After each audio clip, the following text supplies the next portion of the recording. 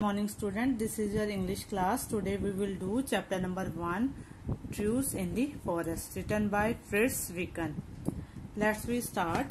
The following is a true story that happened when the writer Fritz Wiecken was a child living in a war-torn Germany in 1944.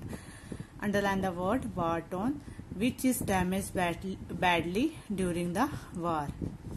ये जो नीचे हम जो story पढ़ेंगे वो true story है। जब राइटर फ्रिट्ज विकन जर्मनी में रहता था, जब वो बच्चा था, तब वार टोन हुआ था जर्मनी 1944 में। बहुत भयानक युद्ध हुआ था जिससे हर जगह तबाही मच गई थी। When we heard the knock on our door that Christmas Eve in 1944, neither mother nor I had the slightest inkling of the quiet miracle that lay in store for us. जब 1944 में हमने अपने door पर knocking की आवाज सुनी Christmas वाले दिन, ना ही मेरे मदर ना ही मेरे पास कोई भी ऐसी मिरेकल यानी जादुई वाली चीज नहीं थी जो हमें शांति दे सके।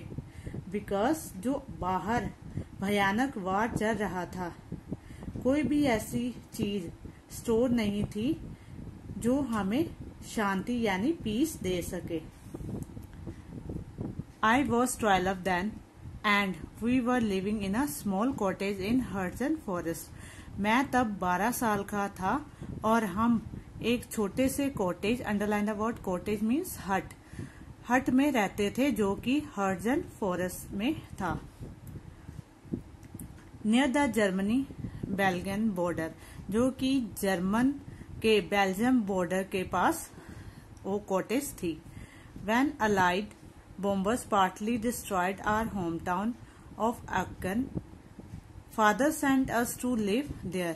He had been ordered into the civil defense fire guard in the border town of Mochu, 4 miles away.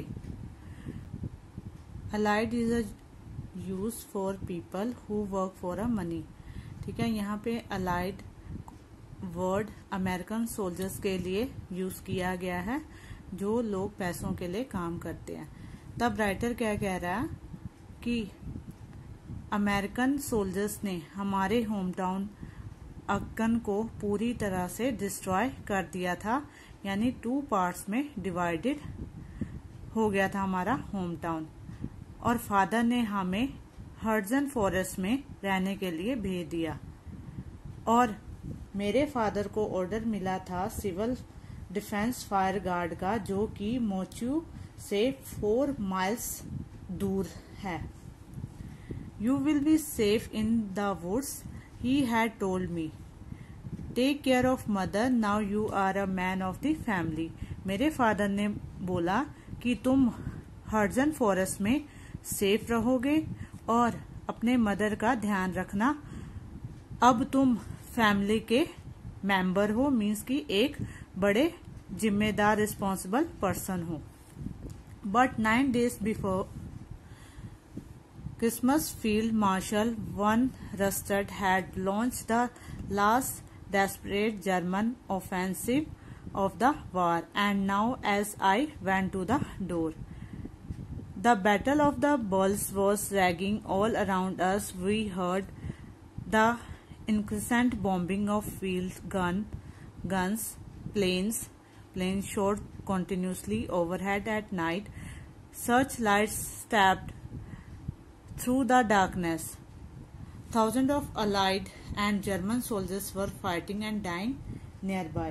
Christmas से 9 दिन पहले फील्ड मार्शल वॉन रस्टर्ड ने जर्मन में वार की घोषणा कर दी थी, और मैं डोर के पास गया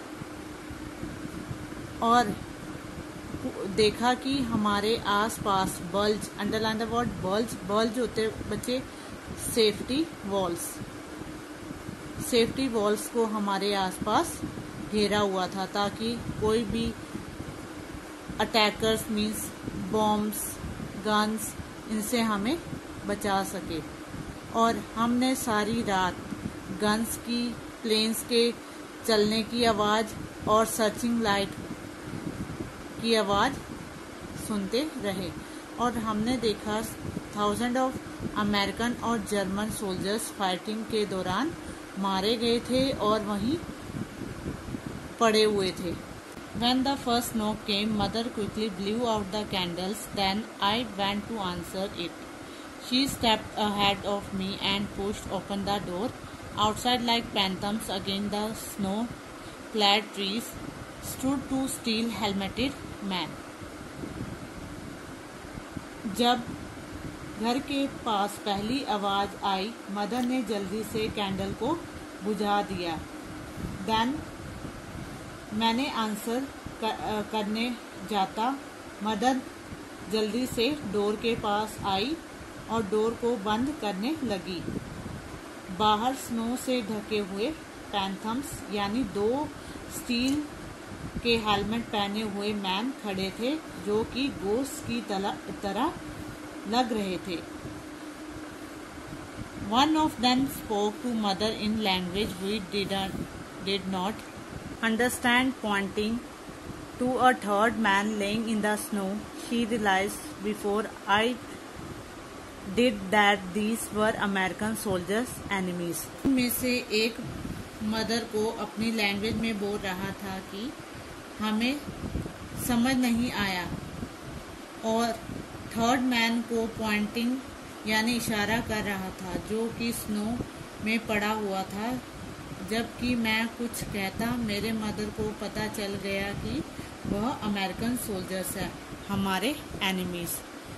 mother stood silent, motionless, her hand on my shoulders. They were armed and could have forced their entrance, yet they stood there and asked with their eyes, and the wounded man seemed more dead than alive.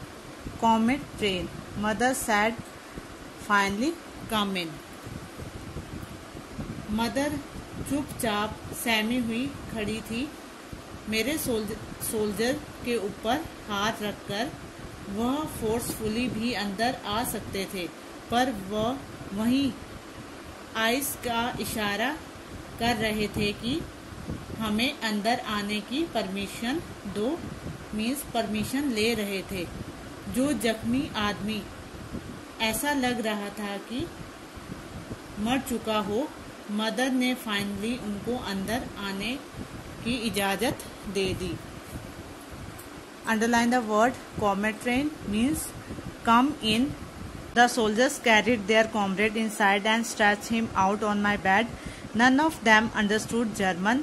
Mother tried French and one of the soldiers could converse in that language. Underline the word comrade means friend.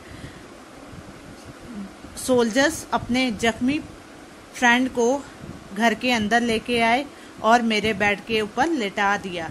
उनमें से किसी को German नहीं आती थी। Mother ने French में बोलने की कोशिश की और उनमें से एक सोल्जर्स को फ्रेंच लैंग्वेज आती थी और उसमें बात करने लगा।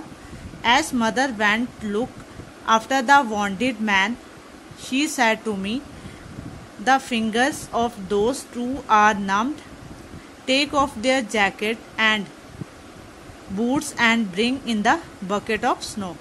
मदर जख्मी आदमी की देखरेख करने लगी और मदर ने मुझे बोला, जो फिंगर्स है दो फिंगर्स पूरी तरह से नम हो गई है यानी सुन्न हो गई है, और जैकेट और बूट्स को उठा के ले जाओ और बकेट के अंदर डाल दो। Soon I was rubbing their blue feet with snow, और जल्दी ही मैं नम हुई फिंगर्स को रब करने लगा। We learn that the stocky dark-haired fellow was Jim. His friend, tall and slender, was Robin. Harry, the wounded one, was now sleeping on my bed, his face as white as the snow outside. और हमें पता लगा कि stocky, underline the word stocky, means short person with broad muscles. जो stocky dark hair person था उसका नाम gym था, और उसके जो फ्रेंड है टाल और पतला, स्लेंडर मीन्स पतला जो पर्सन है उसका नाम रॉबिन है। हैरी जो जख्मी पर्सन है उसका नाम हैरी है, जो कि मेरे बेड के ऊपर सोया हुआ था, और हैरी का जो फेस है पूरी तरह से स्नो की तरह वाइट हो गया था। They had lost their battalion and had wandered in the forest for 3 days looking for the American hiding from the Germans. जो अमेरिकन सोल्जर्स है अपनी battalion, underline the word battalion means group of army, battalion से बिछड़ चुके थे और forest में घूम रहे थे 3 दिनों तक, और अमेरिकन सोल्जर्स को फाइंड आउट कर रहे थे और जर्मन सोल्जर्स से छिप रहे थे। They hadn't shaved, but still without their heavy coats, they looked merely big boys, and that was the way mother began to treat them. और उनमें से जो तीनों सोल्जर्स ने शेव नहीं की थी, यानी उनकी ब्रीड काफी बढ़ चुकी थी, और उनके जो हैवी कोट्स थे और ऐसे लग रहा था वो कोई यंग बॉयज है, और जो मदर है उन्होंने उनके साथ अच्छा ट्रीट करना स्टार्ट किया। Now mother said to me, go get Herman and bring 6 potatoes. अब मदर ने मुझे बोला, ऑर्डर दिया कि जाकर हरमन लेके आओ और उसके साथ 6 पोटैटोज भी लेके आना। Underline the word Herman means name of the chicken there. Herman was the plum roasted that we had fattening for week in a hope that father would be home for Christmas. हमने हरमन को father के लिए रखा था कि जो हमारे father Christmas को आएंगे और हम हरमन बना के खाएंगे। Now Harman would serve as immediate pressing purpose. अब हरमन उन सोल्जर्स के लिए बनाया जाएगा, उनके लिए सर्व किया जाएगा। While Jim and I helped with the cooking, Robin took care of the Harry. Gym और मैंने मदर की हेल्प की कुकिंग में, और रॉबिन अपने जख्मी फ्रेंड हैरी के साथ बैठा था। He had a bullet through his upper leg and had almost bled to death. जो हैरी है उसके जो लेग के ऊपर बुलेट लगी हुई थी, जो पूरी तरह से डेड हो चुकी थी। Mother tore a bed sheet into long strip for bandage. Mother ने बेड शीट चादर फाड़ी और बड़ी बड़ी पट्टियां बनाई फॉर अ बैंडेज करने के लिए। Soon the tempting smell of the roast chicken permeated our room. जल्दी ही चिकन की खुशबू हमारे रूम में फैल गई, रूम तक आ गई। I was setting the table when once again there came a knock at the door. जल्दी ही मैंने खाने के लिए टेबल लगाए और कुछ देर के बाद मुझे दरवाजे में नॉक की आवाज सुनाई दी। Expecting find more lost Americans, I opened the door without hesitation. There stood 4 soldiers wearing uniform, quite familiar to me after 5 years of war. They were Wehrmacht German.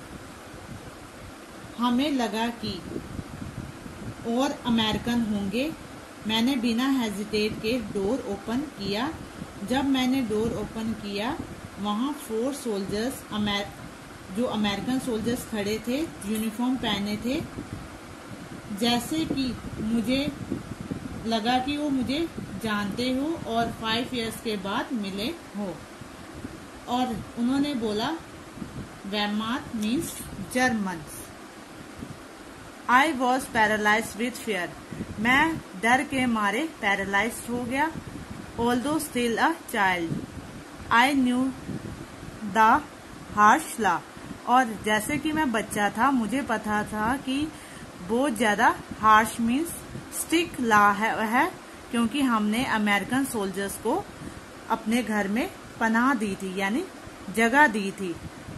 Sheltering enemy soldiers constituted high terrorism, और जो person enemy soldiers को अपने घर में जगह देता है उसके लिए जो कॉन्स्टिट्यूशन है वो उनको हाई बहुत ज्यादा सजा देती है, उनके लिए स्ट्रिक्ट लॉ बने हुए हैं। We could all be shot, और हम हैरान हो गए। Mother was frightened too, mother भी डर गई। Her face was white but she step outside and said quietly फॉरलिस, और मदर का जो फेस है पूरी तरह से वाइट हो गया था। वो बाहर गई और उन्होंने क्वाइटली बोला, फॉरलिस वाइचन means Christmas. The soldiers wished her merry Christmas too, और जो सोल्जर्स थे उन्होंने मदर को रिप्लाई किया merry Christmas. We have lost our regiment and would like to wait for daylight, explained the corporal. Can we rest here? corporal बच्ची होता है soldiers, और उन्होंने बोला कि हम अपने रेजिमेंट से बिछड़ चुके हैं और डे लाइट की, दिन की प्रतीक्षा कर रहे हैं। और एक सोल्जर्स ने बोला कि क्या हम आज यहाँ रेस्ट कर सकते हैं। Underline the word regiment. Regiment और बटालियन दोनों सेम है, group of soldiers, but battalion छोटी होती है, रेजिमेंट के अंदर काफी बटालियन आती है।